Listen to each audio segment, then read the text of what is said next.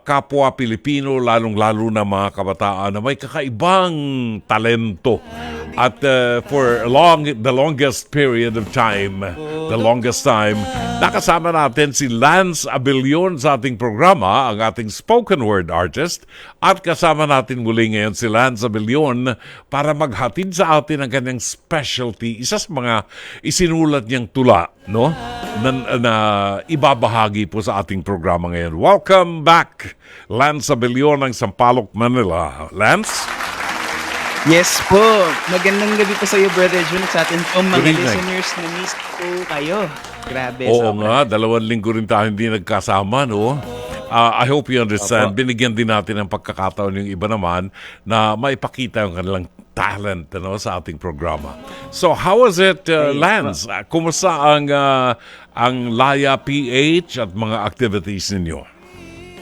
Ayun po. So, as of this point po, no, speaking po of Laya PH, kami po ngayon ay busy sa paghahanda po dahil po this coming po July and August, kami po ay magdiriwang po, ang Laya PH po ay magdiriwang po ng aming ika-7 taon sa eksena ng sining, sa pagtatanghal. Ayun. I see. Well, ganyan talaga, no? Ay yung mga preparasyon natin dahil kinakailangan meron tayong mga pagtatanghal na isasagawa. Uh, Tumatanggap ba kayo ng ibang mga talents na magiging bahagi ng Laya PH, Lance? Yes po. Actually po sa ngayon po ay open po kami for artists na kung gusto pong sumama sa amin. Dahil tama-tama na rin lang po no, dahil po kami po ay magdiriwang po ng aming ika-7 taon, so 7 years po. Kami po ngayon ay in search po ng mga bagong miyembro sa Laya That's PH good. ngayon. So, paano sila maaaring mag-apply sa inyo para maging bahagi ng Laya PH? At anong klaseng Yes po. talent? Ano ba ito? Stage? Acting? Anong klaseng talent ang hinahanap nyo?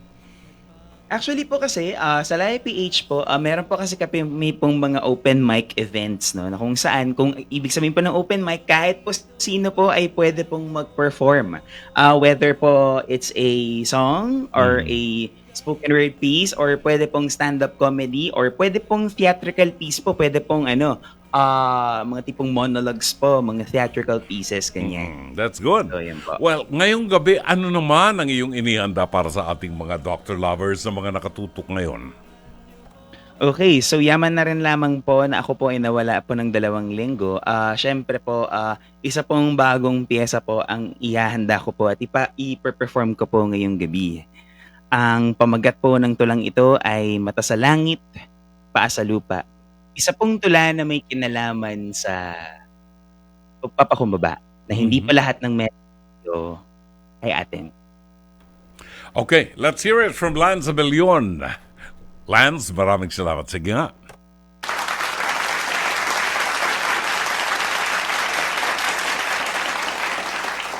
Mata sa langit, paa sa lupa.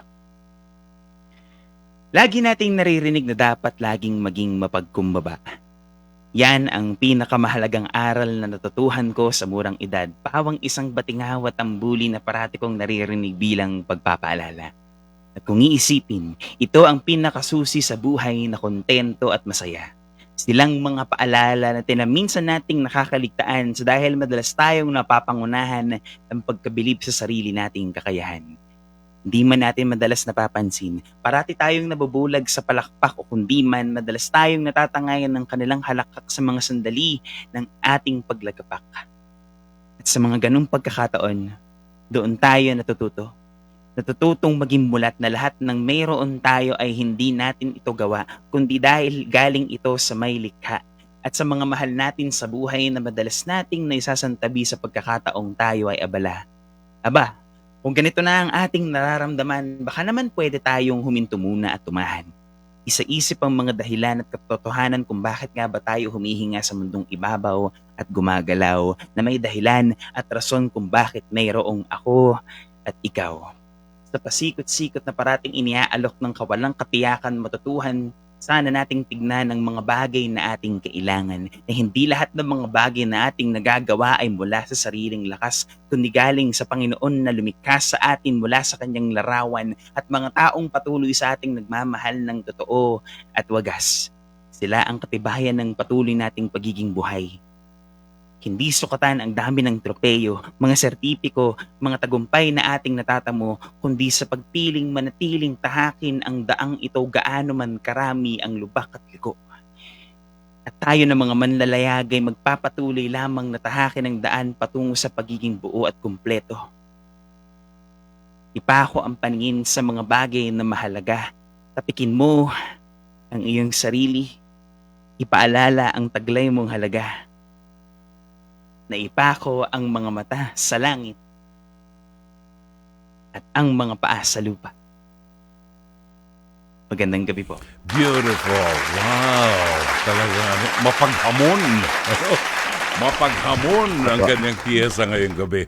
Lance, maraming salamat sa iyong pagbabahagi ng iyong specialty sa ating programa. Of course, kumusta kay Mama Edna na I'm sure nakikinig at nanonood sa ating programa ngayon? Yes po, syempre po. Yaman na rin lamang po, syempre po, hello po kay Mami Edna. Sa mga kapatid ko po sa Laya PH, nga po pala, iniimbitahan ko po kayo ang aming paparating pong 7th year anniversary show sa Laya PH na pinamagatang This Is Us, the Laya PH 7th anniversary show. Gaganapin po ito sa July 27 and August 3, 2024 sa Caperosa Steakhouse, Quezon City. Sa likod po ito ng Robinson's Magnolia along Hemadi Avenue. 350 pesos po ang ticket na may kasama pong iced tea.